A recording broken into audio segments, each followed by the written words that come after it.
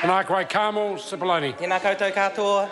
Mr Speaker, I just want to start by pointing out that clearly all of the National MPs were told to come to the House today and to say that Labor were grumpy and divided.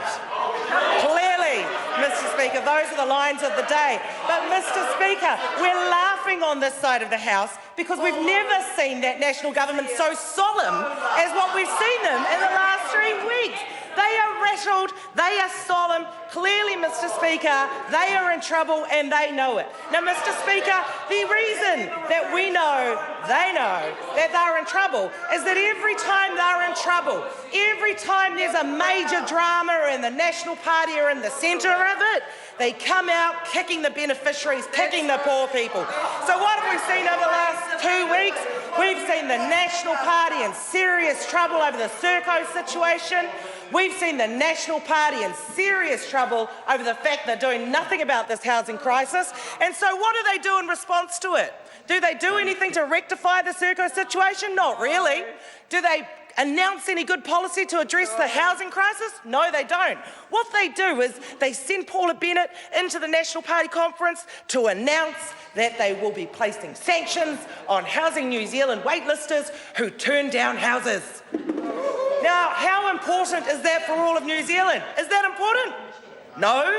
And then Paula comes to the House yesterday and she says, two people said no to a Housing New Zealand house because of the decor. 2 people. When we're talking about thousands of New Zealanders that can't get into homes, she wants to talk about 2 people. Mr Speaker, we know that they're solemn, they're desperate and they know they're in trouble. Mr Speaker, today I want to talk about the privatisation agenda of that government, and I want to talk particularly about the role that the Minister for Social Development had to play in that. I kind of feel sorry a little bit for the current Minister of Corrections because he's been left picking up the pieces, and very little spotlight really has been placed on the person who was the Minister at the time singing the praises of Serco, that being the Minister Anne Tolley.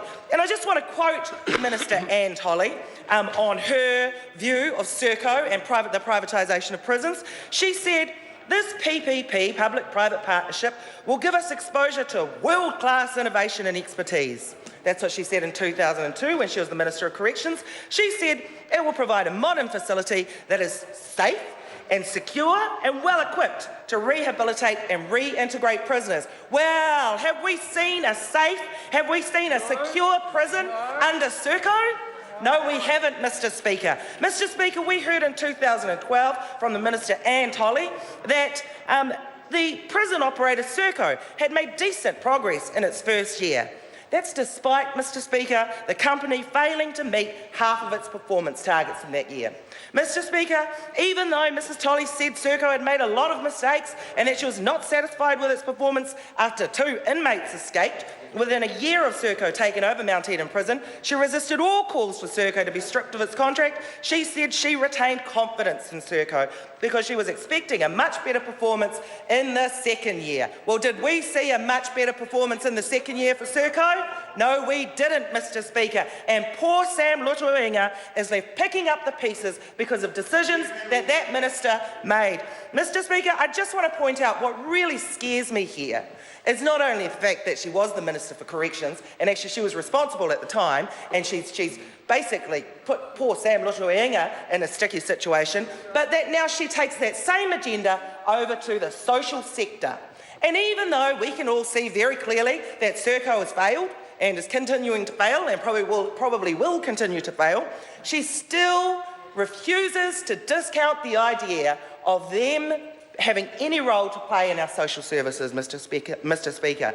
Even today, when asked in the House, she said she couldn't rule out, she could not rule out the idea that Serco might have a role to play in our social services. And Mr Speaker, despite the fact that when asked, she said that the national government has no agenda to privatise the social sector, she then stood up with the following question and said that if National do decide to go out to the market, ...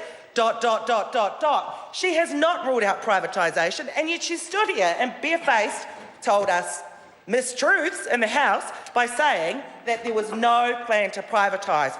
There is clearly a plan to privatise. We saw Anne Tolley on Q&A not ruling out again that Serco might have a role, and also bringing the current social services into disrepute, saying that there is no evidence that they work. Mr Speaker, I want to say that there's evidence that Serco doesn't work. Privatisation is not the way, but is clearly the National Government's agenda. The Honourable